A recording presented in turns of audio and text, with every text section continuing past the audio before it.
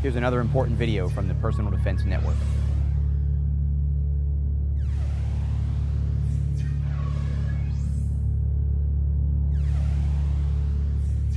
Whenever we have a weapon under our control, what we want to make sure we're doing is being safe and being very careful about what we're doing with it.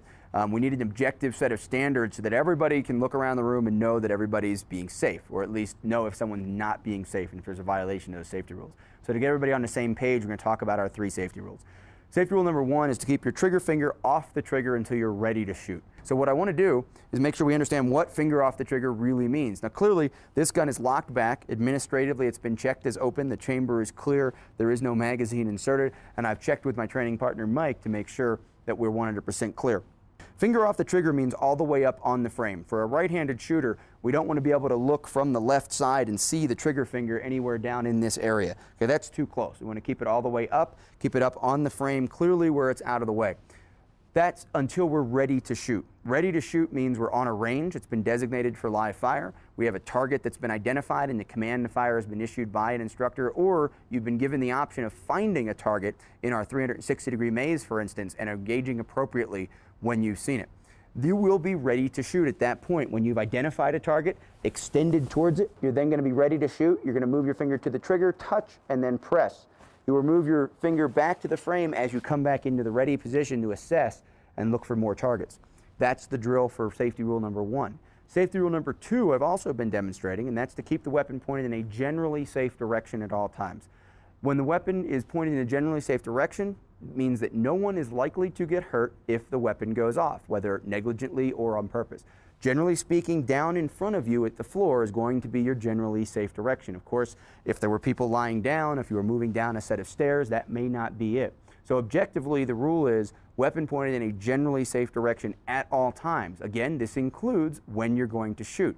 In a training environment, this is a steel wall. We've identified it as a generally safe direction. There's a target up there we identify. We extend. The weapon is still pointed in a generally safe direction. Touch, press, bring the gun back in, depress the muzzle, and this allows us to then move around and assess and look for other potential threats that we might need to engage. Safety rule number 3 is what we call the big picture rule.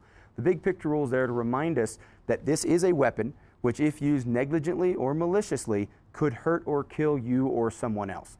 This 3rd rule we have in there as the big picture rule because sometimes people get so worried about one small detail of what they're doing, or they get excited about something and they forget one or more of the rules. For example, if you're so worried about your finger being off the trigger that you turn the gun to look and see, now the gun may be pointed in an unsafe direction.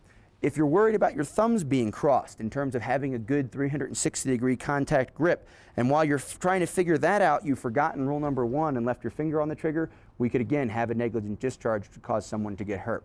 We use only frangible, non-toxic ammunition here on our ranges so that we can be reasonably sure that no rounds are going to come off one of these steel targets at an angle that we haven't accounted for. That we don't have to worry about rounds coming back towards the shooter or coming back towards some of our sensitive equipment or computer lighting and things like that. Of course, safety is first, and that's why the generally safe direction is going to be towards those target stops, even though if these were traditional lead rounds, these directions and angles may not be safe. It's important that you only train under close supervision in approved training areas in the ways that the ranges you're training on were designed to be used.